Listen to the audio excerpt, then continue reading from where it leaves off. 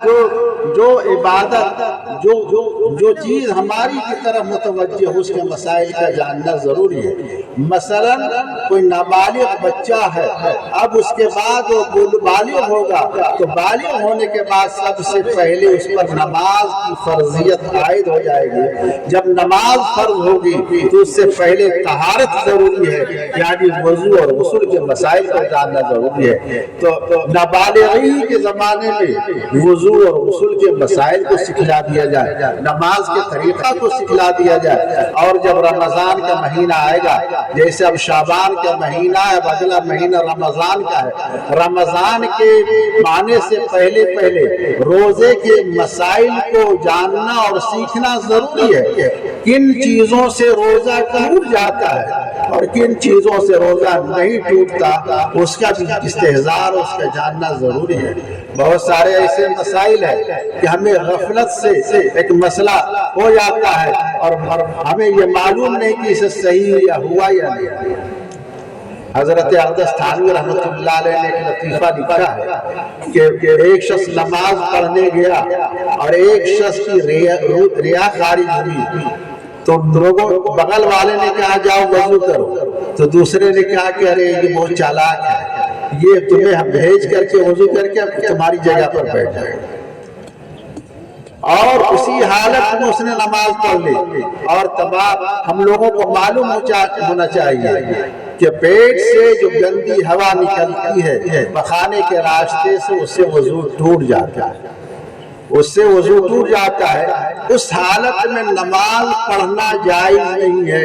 اگر کوئی ناپاکی کی حالت میں اگر کوئی نماز پڑھ لے، بغیر وضو نماز پڑھ لے، تو علماء نے لکھا ہے کہ کفر کا اندیشہ ہے، کفر کا اندیشہ ہے، یہ کوئی معمولی بات نہیں ہے۔ ان مسائل کا استحضار ہمیں ہونا چاہیے۔ اور جیسے اگر کوئی شخص مالدار ہو جائے، صاحب نصاب ہو جائے، صاحب نصاب اتنا مال آ جائے جس پر زکوٰۃ فرض ہو جاتی ہے، وہ ہے 200 درہم، جس کا وزن ہمارے ہندوستانی حساب سے 52.5 تولہ چاندی اور 7.5 تولہ سونا، اور میٹرک وزن کے حساب سے 612 گرام 350 ملی گرام اس کے پاس چاندی یا اس کے مالیت کا مالک ہے، اور 87 گرام سونا اور 87 گرام اور 480 ملی گرام سونا کا اگر مالک ہے تو اس پر زکوٰۃ فرض ہو جائے گی۔ یا چاندی کا مالک ہو یا چاندی کی مالیت کا مالک، اس پر زکوٰۃ فرض ہے۔ عام طور پر مسلمان لوگ رمضان المبارک کے مہینے میں زکوٰۃ نکالتے ہیں اور زکوٰۃ کے مسائل کا استحضار نہیں ہوتا، تو ان کو چاہیے کہ علماء کرام سے مسئلہ معلوم کریں اور مسئلہ معلوم کر کے زکوٰۃ نکالا کریں۔ مگر آج ایک مسئلہ ہے کہ یہ ہماری جائیداد پراپرٹی کتنی ہے، ہمارے پاس نقد کتنا ہے، ہمارے پاس کیش کتنا ہے، بینک بیلنس کتنا ہے، ہمارے پاس سونا کتنا ہے، ہمارے پاس چاندی کتنی ہے، ہمارے پاس دوسرے املاک کتنے ہیں، یہ اگر دوسروں کو بتا دیں اور دوسروں کو بتانے کے بعد کہیں ہمارے پیچھے ڈاکو اور چور کو نہ لگا دے جس سے ہمارا ڈاکہ زنی ہو جائے، تو اس لیے علماء کرام کے لیے یہ ذمہ داری ہے کہ ان کے سامنے جب مسئلہ پیش کیا جائے تو مسئلہ کو امانت داری اور دیانت داری کے ساتھ سنیں، اور جہاں سنیں وہیں ہضم کر جائے اور اصل مسئلہ اس کو بتلا۔ کہیں ایسا نہ ہو کہ اس پر لگو لگا دے اور لگو لگانے کی وجہ سے اس کا نقصان ہو جائے۔ نہیں، یہ سب واقعات ہیں، یہ ہمارے سامنے اس طرح کے واقعات آتے رہتے ہیں، اس لیے میں یہ عرض کر رہا ہوں۔ تو اس لیے زکوٰۃ نکالنا، زکوٰۃ کتنی نکالی جائے؟ زکوٰۃ نکالی جائے 40واں حصہ، یعنی اگر کسی کے پاس 1 لاکھ روپے ہے تو 2500 روپے اس کو زکوٰۃ نکالنا واجب ہے، اور اگر اس کے پاس 1 کروڑ روپے ہے تو اس کو 2.5 لاکھ روپے نکالنا ضروری ہے۔ تو جتنے بھی ہو اس کو 40واں حصہ جب نصاب کا مالک ہو، اور اسی طرح کسی کے پاس زمین ہے، جائیداد ہے، تو زمین و جائیداد پر زکوٰۃ واجب نہیں ہے، مگر فی زماننا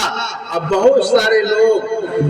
زمین کے بیپاری کر رہے ہیں زمین لیتے ہیں اور پلاٹ کاٹ کر کے بیچتے ہیں تو وہ بھی تجارت کے لیے ہے، تو سامان تجارت پر بھی زکوٰۃ واجب ہوتی ہے، تو اس پر بھی زکوٰۃ واجب ہو جائے گی۔ اگر کاشت کی زمین ہے، کھیتی باڑی کے لیے زمین ہے، اس پہ زکوٰۃ واجب نہیں ہے۔ اگر رہائشی مکان ہے، رہنے کے لیے مکان ہے، تو رہائشی مکان پر بھی زکوٰۃ واجب نہیں ہے۔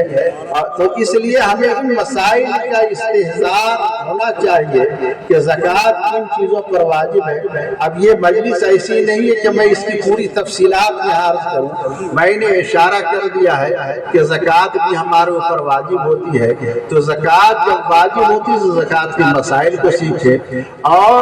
ایک بات اور میں عرض کر دیتا ہوں، کہ لوگ عام طور پر سمجھتے ہیں کہ رمضان المبارک میں زکوٰۃ واجب ہوتی ہے، ایسا نہیں ہے، بلکہ جب سے مال آیا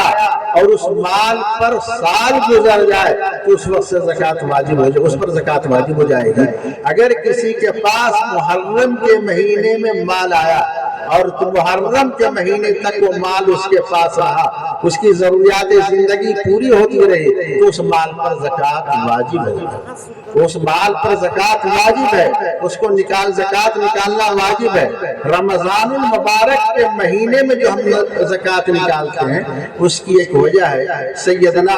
عثمان غنی رضی اللہ تعالی عنہ نے یہ اعلان کیا تھا کہ زکوٰۃ رمضان میں نکالو، چونکہ اللہ کے رسول صلی اللہ علیہ وسلم کا فرمان مبارک ہے کہ رمضان المبارک میں ایک فرض ادا کیا جائے تو 70 فرضوں کے برابر ثواب ملتا ہے، اور اگر ایک نفل ادا کرے تو فرضوں کے برابر ثواب ملتا ہے۔ تو زکوٰۃ نکالنا فرض ہے، تو 70 فرضوں کے ثواب حاصل کرنے کے لیے ہم زکوٰۃ کو رمضان المبارک میں نکالتے ہیں۔ اگر ہم صاحب نصاب ہیں اور ہمارے مال پر 6 مہینہ ہی گزرا ہے تو زکوٰۃ ابھی تو واجب نہیں ہے، مگر 6 مہینہ پہلے اگر زکوٰۃ نکال دی جائے تو زکوٰۃ ادا ہوتا ہے۔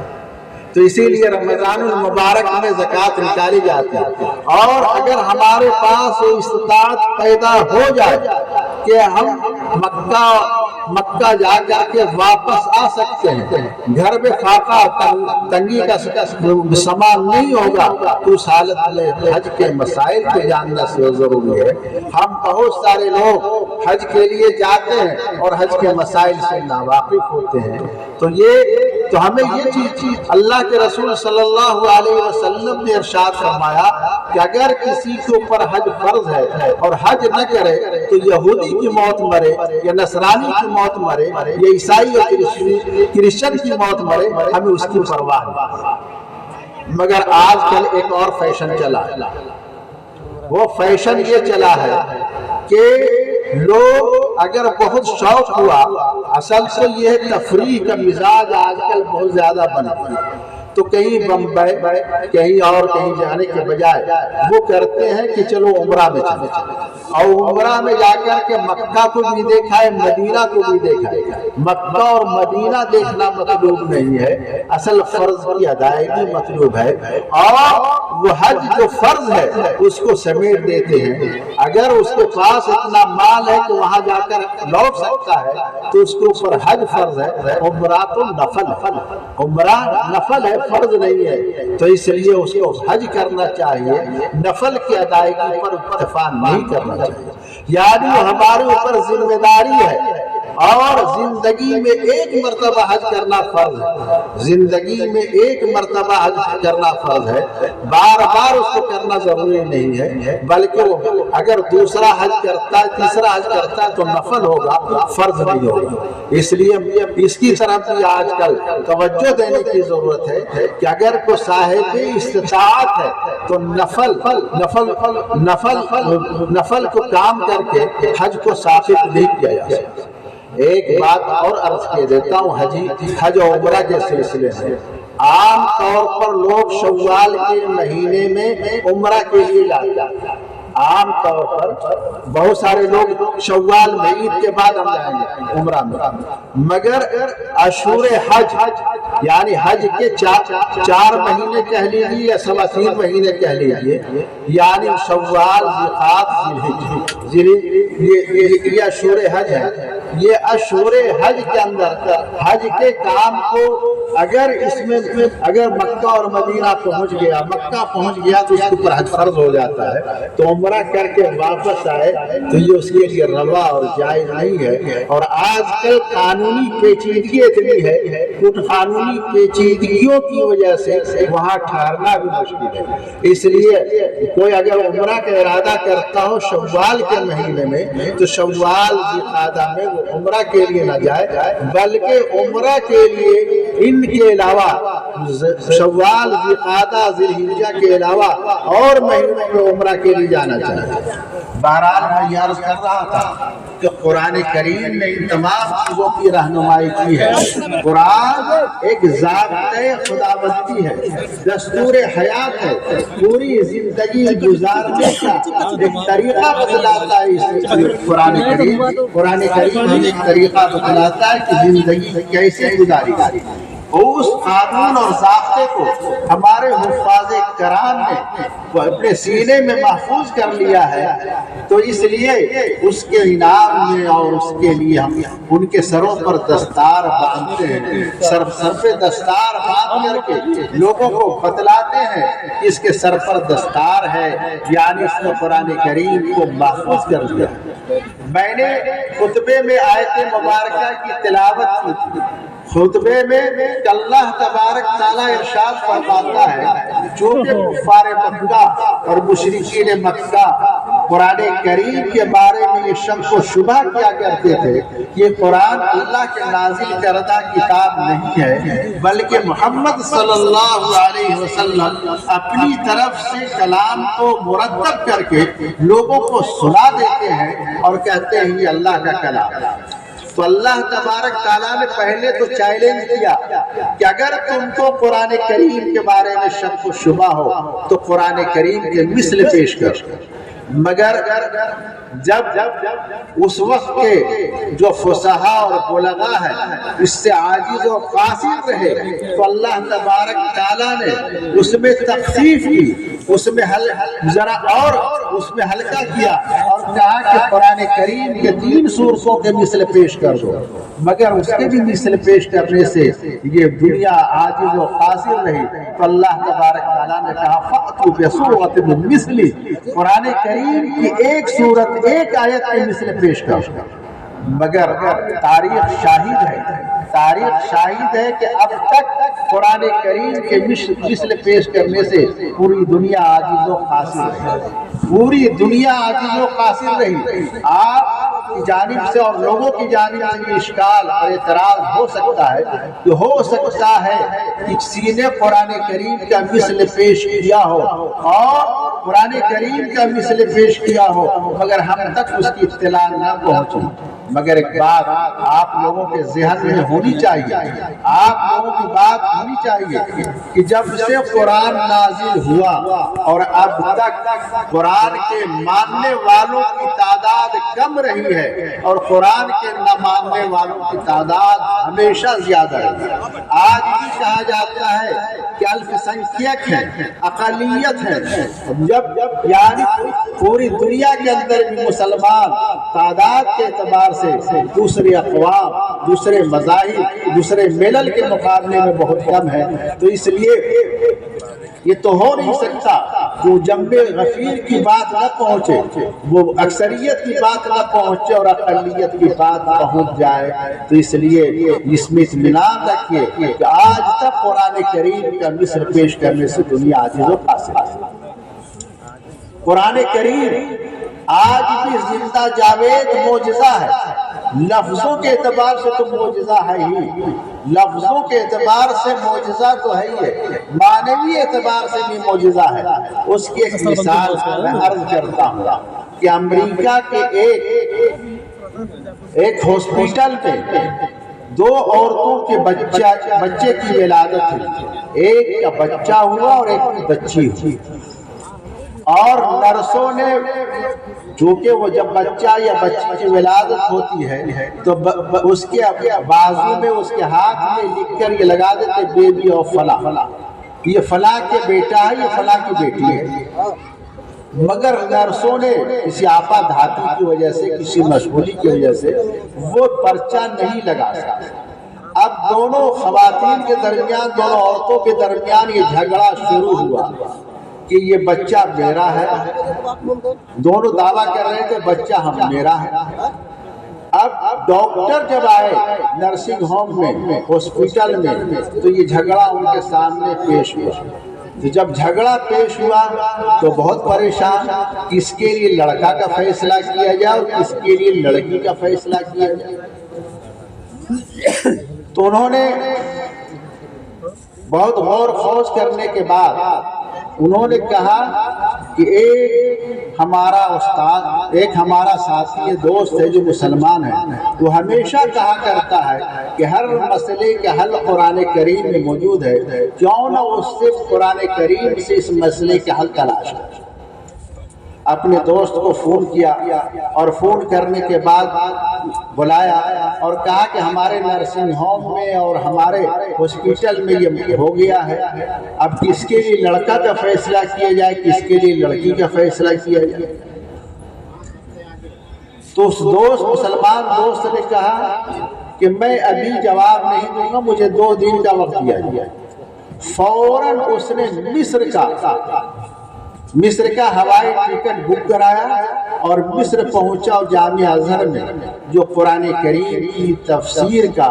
جو پروفیسر تھا اس سے جا کے ملاقات کی کہ ہمارے نرسنگ ہوم میں ایسا ہو گیا ہے کہ کس کے لیے لڑکا ہے اور کس کے لیے لڑکی ہے، یہ فیصلہ کرنا مشکل ہے، اور آپ لوگ کہا کرتے ہیں کہ قرآن میں اس کا حل موجود ہے، آپ قرآن کے ذریعے سے اس کا حل فرمائیں۔ پروفیسر نے کہا قرآن میں موجود ہے، قرآن میں موجود تمام حفاظ کرام پڑھتے ہیں للذکر مثل حظ الانثیین، 5واں پارہ میں موجود ہے، 5ویں پارہ میں نا، 4تھا پارہ میں للذکر مثل حظ الانثیین کہ لڑکا کا 2 گنا اور لڑکی کا 1 گنا، یعنی میراث کے اندر جب مال تقسیم کیا جائے تو مال تقسیم کرتے ہوئے لڑکا کے لیے 2 حصے لگائے جائیں گے، لڑکی کے لیے 1 حصہ۔ مثال کے طور پر کسی کا 1 بیٹا اور 1 بیٹی ہو تو 3 حصوں میں مال تقسیم ہوگا، 2 حصے بیٹا کا اور 1 حصہ بیٹی کا۔ اگر 2 بیٹا اور 1 بیٹی ہو تو 5 حصوں میں مال تقسیم ہوگا، 2 بیٹا اور 1 بیٹی ہو تو 2 حصہ بیٹوں کا اور 1 حصہ بیٹی کا، اور اگر 2 بیٹیاں اور 1 بیٹا ہو تو 4 حصوں میں مال تقسیم ہوگا، 2 حصہ بیٹے کا اور 1 حصہ بیٹیوں کا۔ مگر چونکہ ہم کو یہ مسئلے ہی نہیں معلوم ہے، چونکہ ہمیں اپنے معاشرے سے یہ میراث کو ہم نے نکال دیا ہے، میراث کو نکالنا، میراث کو غصب کرنا اور مال غصب کو ہم کھا رہے ہیں، جبکہ اللہ کے رسول صلی اللہ علیہ وسلم نے ارشاد فرمایا کہ اگر کوئی مال حرام کھائے تو 40 دن کی نماز اس کی قبول نہیں ہوتی۔ بھائی، وہ بھائی حضرات جو جنہوں نے اپنی بہنوں کا حصہ مار رکھا ہے وہ بھی مال غصب ہے، مال حرام ہے۔ آج ہمیں اس کا عہد کرنا چاہیے اور اس کا اعادہ کرنا چاہیے کہ انشاءاللہ ثم انشاءاللہ اپنی بہنوں کو ہم اپنا حصہ، اپنی بہنوں کو حصہ دیں گے نا بھائی، بلکہ یہ تو سوچنا چاہیے۔ ہمارے دادا کا انتقال ہوا، پھر ہمارے والد کا انتقال ہوا، تقریباً ہمارے والد نے جائیداد خریدی تھی تو ہمارے ایک چچا اور تھے، تو اکثر جائیداد چچا کے نام سے اور والد کے نام سے، یا چچی کے نام سے یا والدہ کے نام سے۔ مگر خود ان لوگوں نے ایگریمنٹ کیا تھا کہ تمام جائیداد کو، تمام لوگوں نے یہ ایگریمنٹ کیا تھا کہ یہ تمام کے تمام رحمت اللہ صاحب کی جائیداد ہے۔ تو ہم نے اس کو یہ کیا کہ ہمارے والد 2 بھائی اور 3 بہنیں، یعنی ہماری 3 پھوپھیاں، تو ہم نے 7 حصوں میں مال کو تقسیم کیا۔ ہم نے 7 حصوں میں مال تقسیم کیا، 2 حصہ دونوں بھائیوں کا اور 1 حصہ بہن کا، اور انشاءاللہ ثم انشاءاللہ ہم لوگ 13 بھائی بہن ہیں، 6 بھائی اور 7 بہنیں، تو 6 دو 12 اور 7 19، یعنی ہمارے والد کے حصے کی جو جائیداد ہے انشاءاللہ 19 حصوں میں تقسیم۔ تو اس طرح ہم دینے کا ارادہ کریں تو اللہ تبارک تعالی ہمارے مال میں بھی برکت عطا فرمائے گا۔ تو بہرحال میں یہ عرض کر رہا تھا کچھ ڈاکٹر صاحب تو انہوں نے کہا کہ یہ تو مسئلہ ہے میراث کا، مگر یہ ہر جگہ یہ قرآن کریم کا اعجاز ہے، ہر جگہ سے جائے گا۔ آپ جائیے اور دونوں خواتین کا جن کے بچے کی ولادت ہوئی ہے ان کے دونوں کے دودھ کو لیا جائے، دیکھا جائے کہ اس میں پروٹین زیادہ ہے، جس میں زیادہ پروٹین ہے تو اس کے لیے لڑکا کا فیصلہ کیا جائے، اور جس کے میں پروٹین کم ہے تو اس کے لیے لڑکی کا فیصلہ۔ وہ ڈاکٹر صاحب لوٹے امریکہ، اس نرسنگ ہوم میں گئے، اس ہاسپٹل میں گئے، اور دونوں خواتین دونوں عورتوں سے کہا گیا کہ اپنے تھن سے دودھ نکال کر، اور جب اس کو لیبورٹری جانچ کیا گیا تو ایک کے دودھ میں بالکل دوگنا پروٹین اور ایک میں ایک گنا۔ تو انہوں نے کہا کہ جس کے دودھ میں زیادہ پروٹین ہے اس کے لیے اس کا لڑکا ہے، اور جس کے دودھ میں پروٹین نہیں ہے کم ہے اس کی لڑکی ہے۔ دیکھیے آج بھی قرآن کریم کا اعجاز، تو قرآن کریم جو کہتا ہے، یعنی آج سائنسی دور میں بھی اس کی تحقیق اور قرآن کریم کا فیصلہ ناطق ہے، اور وہ ڈاکٹر اسلام لے آیا کہ اسلام میں ینحل مسئلے کا ہم اس کو کسی طرح حل نہیں کر سکتے تھے، قرآن کریم نے اس کو حل کیا۔ یقیناً یہ سچی کتاب ہے، اس لیے اس کتاب پر میں ایمان لاتا ہوں۔ ایک مسئلہ اور یہی موجودہ دور کے اعتبار سے میں عرض کر رہا ہوں کہ ایک ڈاکٹر کے سامنے ایک حاملہ عورت آئی، اور اس حاملہ عورت نے، آج دیکھتے ہوں گے کہ کوئی حاملہ عورت کو اپنی بیوی کو یا کسی کو لے کے جاتے ہیں تو ڈاکٹر ایک ٹائم دیتا ہے کہ اس کے بچے کی ولادت فلاں تاریخ پہ۔ وہ کون سی تھیوری ہے؟ وہ تھیوری ہے قرآن کریم کی۔ قرآن کریم نے کہ ماں کے پیٹ میں بچہ جو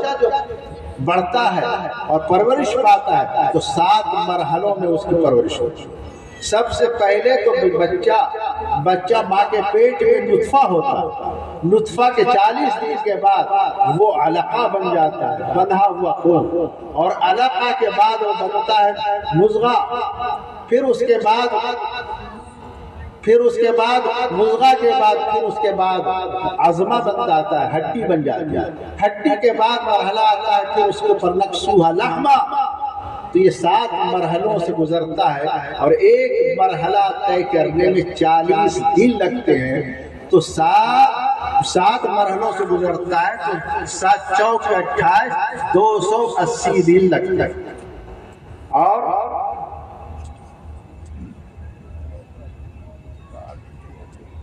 تک ہے آپ تماشا کر رہے ہیں، آپ نے ہی وقت دیا ہے، تماشا مت کیا کیا۔ ایک بات کام کی ہو رہی، کام کی بات ہونے دیجیے۔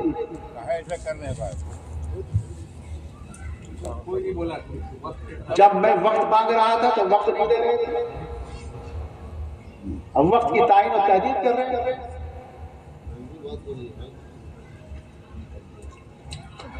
تو 7 مرحلوں میں اس کی پیدائش ہوتی ہے، تو 280 دن۔ عام طور پر مشہور ہے کہ بچہ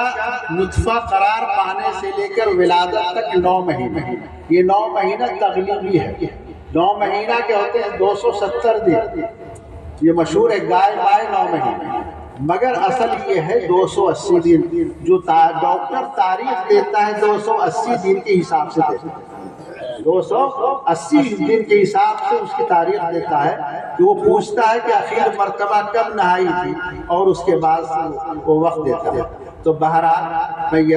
تو اب اس کے بعد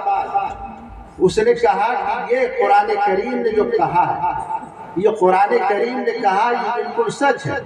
چونکہ علقہ کے معنی، علق کے معنی جوب کے بھی ہے، بندھا ہوا خون کے بھی ہے، اور انہوں نے معائنہ اور مشاہدہ کیا خوردبین کے ذریعے سے ڈاکٹر نے،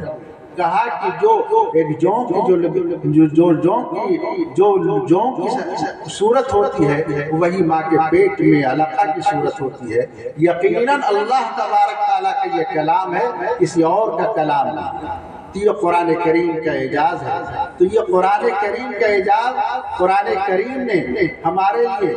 یہ قرآن کریم سرچشمے ہدایت ہے، پوری قیامت تک کے لیے رہنمائی کے لیے قرآن کریم کافی ہے۔ تو اس لیے ہمیں قرآن کریم کو سینے سے لگانا چاہیے۔ ایک بات مختصر سے اور بات عرض کر کے اپنی بات کو میں ختم کرتا ہوں۔ بات یہ ہے کہ اللہ کے رسول صلی اللہ علیہ وسلم نے ارشاد فرمایا کہ جو شخص قرآن کریم کو حفظ کر لے، صاحب قرآن بن جائے، تو اس کے والدین کے سر پر تاج قیامت کے میدان میں رکھا جائے گا، تو اس تاج کے سامنے سورج کی روشنی باندھ پڑ جائے گا۔ شاید یہی نقل ہے آج جو ہم دستار باندھتے ہیں ان کے سروں پر۔ ایک روایت میں اللہ کے رسول نے فرمایا کہ ایک حافظ قرآن، عامل قرآن، صاحب قرآن کہا جائے گا، پڑھتا جاؤ چڑھتا جاؤ، اور جو آخری منزل ہوگی وہ تمہاری منزل ہوگی۔ جب قرآن کریم کی 6666 آیتیں ہیں، تو اگر ایک آیت پر ایک منزل طے کرے گا تو 666ویں منزل اس کی منزل ہوگی، 6666ویں منزل اس کی ہوگی۔ تو بہرحال ان چیزوں پر تو یہ قرآن کریم، تو میں یہ آج اس بات ایک بات اور عرض کرنا چاہتا ہوں۔ ہم لوگ سمجھتے ہیں کہ کٹ ملا بن جائے گا، مسجد کا لوٹا بن جائے گا، مگر قرآن کریم اگر کوئی حفظ کر لیتا ہے تو اس کے تمام دروازے علم کے کھل جاتے ہیں، دوسرے علوم میں وہ ترقی کرتا ہے، دوسرے علوم میں وہ ترقی کرتا ہے۔ تو اس لیے کم سے کم ہم اپنے لیے کہ ہماری ایک حدیث پاک میں اللہ کے رسول نے فرمایا کہ جو حافظ قرآن، صاحب قرآن ہوگا، وہ 10 آدمیوں کے لیے سفارش کرے گا اور اس کی سفارش قبول کی جائے گی۔ تو اپنے لیے، اپنے خاندان کے لیے، ہم اپنے گھر کے کسی بچے کو، بیٹا کو، بیٹی کو، پوتا کو، پوتی کو، نواسا کو، نواسی کو حافظ قرآن ضرور بنائیں۔ آج یہ مجلس وعدہ کرے کہ انشاءاللہ ہم اس کی طرف پیش قدمی کریں گے اور انشاءاللہ اپنے خاندان میں سے کسی کو حافظ ضرور بنائیں۔ بہرحال انہی باتوں پر میں اپنی بات ختم کرتا ہوں۔ وآخر دعوانا الحمدللہ رب العالمین۔